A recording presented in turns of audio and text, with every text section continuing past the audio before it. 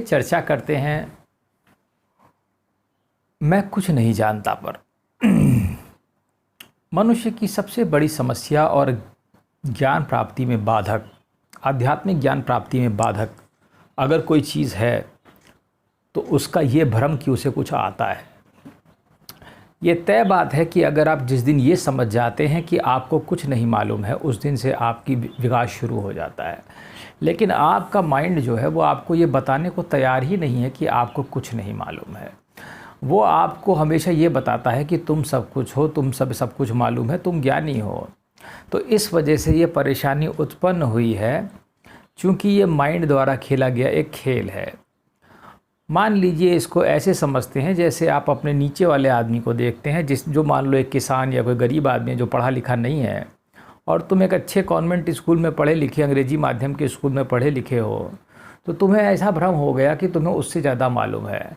इसमें कोई दो राय नहीं कि तुम्हें उसे कुछ ज़्यादा मालूम है in terms of materialistic knowledge. कुछ किताबें तुमने ज़्यादा पढ़ ली हैं, हो सकता है उसे नहीं मालूम है, इसलिए तुम थोड़ा अच्छा जीवन बिता पा रहे हो, अच्छे पैसे कमा पा रहे हो, वो शायद उतने पैसे नहीं कमा पा रहा है। लेकिन सच्चाई ये है कि वो और तुम और वो सब एक ही जैसे नॉलेज है, इसमें किसी को कोई ज़्यादा नॉलेज नहीं है।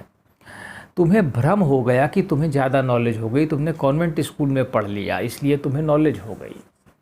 लेकिन स्थिति वस्तुतः यह नहीं है। अगर तुम इसे परमेश्वर की नज़र से देखोगे तो उस आदमी और तुम्हारी नॉलेज में उसे कोई अंतर नहीं है। तो अगर तुम उसके पास मान लो जाओ, मान लो ऐसे दो आदमी मर कर के ऊपर जाएं, एक किसान जाए और एक ऊपर पृथ्वी का पढ़ा लिखा इंजीनियरिंग किया हुआ MBA किया हुआ आदमी जाए जो अच्छी नौकरी कर रहा हो, तो परमेश्वर के सामने अगर तुम्हें दोनों को खड़ा किया जाएगा तो जानते हो क्या होगा?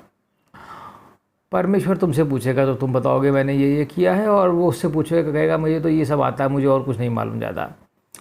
तो परमेश्वर कहेगा ये दोनों ही एक जैसे बेवकूफ़ हैं, इनको उठा के कूड़े में फेंक दो। ठीक है, ये सत्य मैं तुम्हें बता रहा हूँ।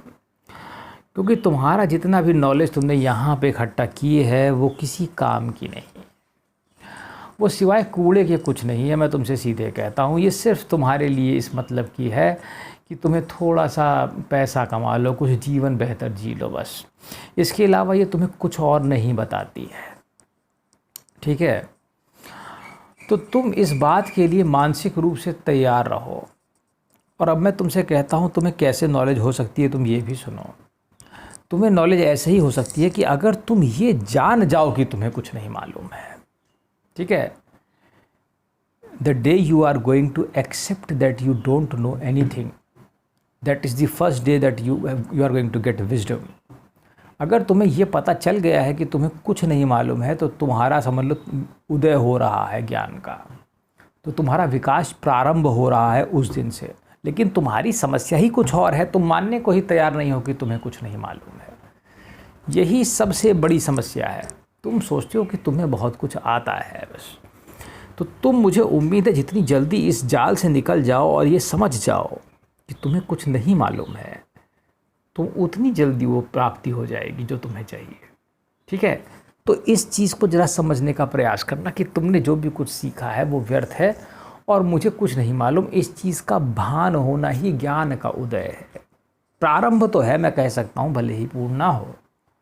ठीक है, तो अब तुम अपने माइंड को उस अवस्था में लाओ जहाँ से तुम समझ सको कि तुम्हें नहीं कुछ मालूम है, और तुम जानना चाहते हो, और फिर परमेश्वर से पूछो तो तुम्हें बताया जाएगा।